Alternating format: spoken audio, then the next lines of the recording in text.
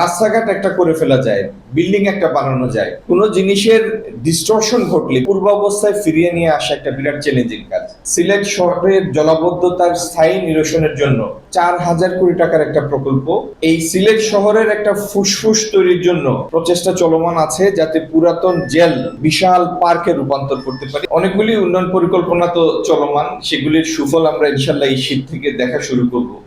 এর মধ্যে একটি আগেও বলেছি, আবারও বলছি, একটি বড় প্রকল্প প্রায় অনুমোদনের পর্যায়ে চলে যাবে, পর্যায়ে আছে। কিছুদিন পরেই আমার অনেক প্রত্যাশা যে এই শীত থেকে এটার উন্নয়ন কাজ আমরা ফিজিক্যালি শুরু করতে পারবো। সেটি হচ্ছে সিলেট বিভাগে প্রত্যেকটা উপজেলায় গ্রামীণ সড়ক, যেটা এলজিডির আন্ডারে হয়, সেটার জন্য প্রায় 5,300 কোটি টাকার একটা প্রকল্প এই সরকার এর অনুমোদনের অপেক্ষায় আছে।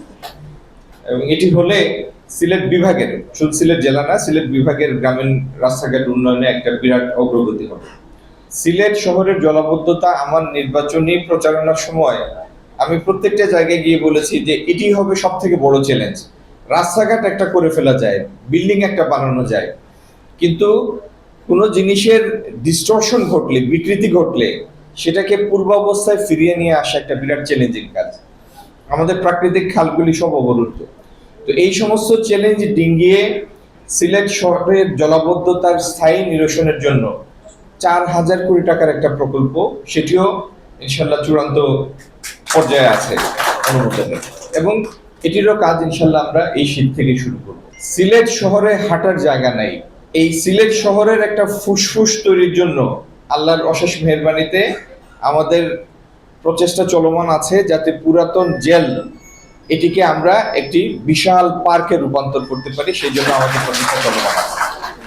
এটি যদি হয় আল্লাহর মেহেরবানিতে, আমার বিশ্বাস সিলেট শহরের পরিবেশ, আমাদের এয়ার কোয়ালিটি একটা ড্রামাটিক পরিবর্তন আসবে, এটার মধ্যে নাটকীয় পরিবর্তন আসবে। এবং এখন তো হাঁটার কোনো জায়গা নাই, যারা ডায়াবেটিস রোগী অথবা সকালে যারা হাঁটতে পছন্দ করেন তাদের জন্য কোনো হাঁটার জায়গা নেই।